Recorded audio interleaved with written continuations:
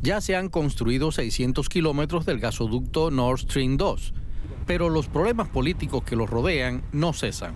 Esta semana, Francia sumó su voz a la de los países que se sienten incómodos con el proyecto. Esto es lo que está en juego. El gasoducto transportaría gases de Rusia a Alemania a través del mar Báltico. El proyecto es operado por la empresa energética estatal rusa Gazprom. Y eso es exactamente lo que los críticos, incluyendo a los Estados Unidos, objetan. La dependencia del gas ruso aumentará drásticamente con este nuevo gasoducto, y esa es la razón por la que lo construyen. Esto contradice los objetivos europeos, no solo de la Unión Energética, sino que en el futuro veremos una menor demanda de gas debido a la política climática. Por esa razón, este gasoducto es completamente antieconómico. Francia sorprendió a sus aliados el jueves al informar que tenía previsto respaldar las propuestas de la Unión Europea para ampliar las normas energéticas del bloque a Gazprom. Pero ahora, un documento sugiere que París y Berlín insistirán juntos en que el Estado miembro de la Unión Europea en el que se conecte la línea, en primer lugar, debe hacer cumplir las normas. Bueno, yo estoy muy contenta de que nuestro corresponsal político, Emily Vinagre, esté acá conmigo en el estudio para explicarnos un poco más qué es todo esto. Por ejemplo, ¿qué interpretación podemos hacer de este acuerdo al que se acaba de llegar?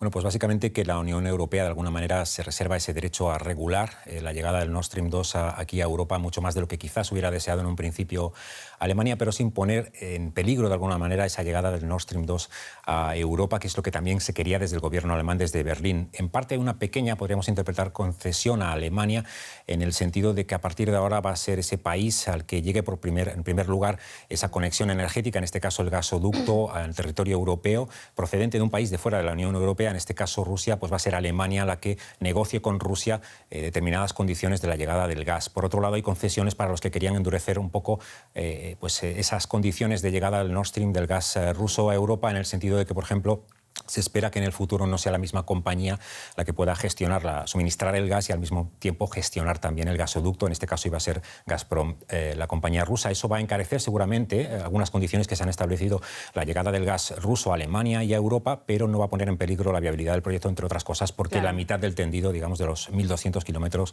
de gasoducto ya están en marcha. Ya están hechos. Bueno, pero eso lo sabemos recién desde hoy. Ayer todavía parecía que Francia estaba poniendo en peligro este proyecto.